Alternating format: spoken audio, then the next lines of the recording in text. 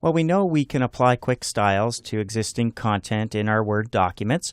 We can also modify quick styles. We can create our own styles, even create our own style sets. That's what we're going to do as we continue working with our company bio document, Company Bio 3, if you're jumping to this lesson and need to get caught up.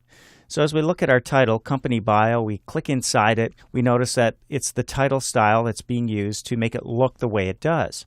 Well, what if we like that, but we just like it to be a little bit smaller? One way to modify the style is to make the change first. So let's go over to the left-hand margin, click next to Company Bio to select it. And now let's just bump it down a little bit. So we'll bump it down to 28, and maybe that's the right size. Notice that there is a Styles drop down here as well. And when we click that, notice that we can create a style. We could clear formatting or apply the style. None of that allows us to actually modify or update our title style.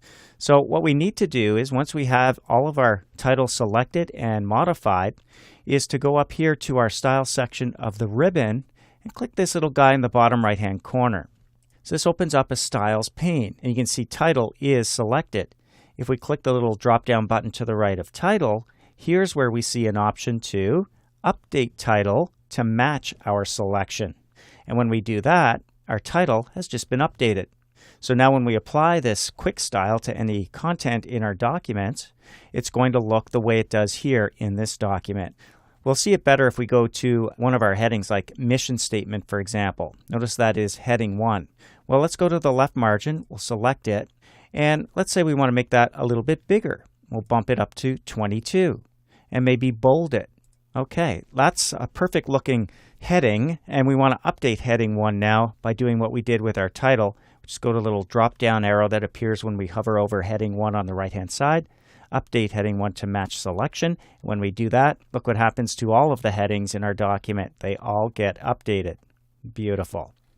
So that's updating existing quick styles. What about creating our own? Let's just scroll down. You can click anywhere in the document to deselect anything that might be highlighted. And we'll go to No Obstacles Clothing here. We'll select it, and again, this is inside a text box. So when we click inside the text box, we then click and drag over our content. And maybe none of these actual quick styles is what we're looking for. We want to create our own style. So all we do is click Create a Style. Now if we do this, we'll have to apply the formatting. If it's looking the way we want it, perfect, we're ready to create. If we're not quite ready to create, we can make some changes. I think it should look a little bit bigger. So let's bump it up. We'll go up to 12 points. Bold and italics is fine, but I'd like to change the color as well. Let's go to a dark green at the top of our theme colors. Okay, now we're ready to create the new style. So from here, we have some options, of course. It's no longer showing the pop-up formatting tools. So we can go over to our styles pane, for example.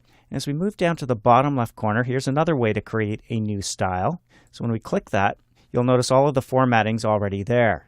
The name is Style 1 by default, but we can call it whatever we want. I'm going to call it Secondary Heading. Notice the style type is set to paragraph, so it will be applied to entire paragraphs, including the return. That's great. We click OK. And now anytime we want to use that on something else, all we have to do is select our text.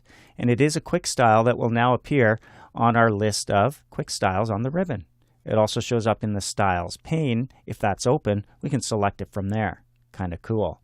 Doesn't really apply to what we have selected, so let's undo that and continue from there. Okay, so we can create our own styles from existing styles, modify, and we can even create our own style sets. So if this group of styles is something we want to be able to use for other documents, of course we can create our own style set. And that's what we're going to do by going to the Design tab, though, this time. And now from the drop-down here for our list of quick style sets, you'll notice that we can save as a new style set. So everything we have here with all those changes can be saved as its own style set. I'm going to call it my own.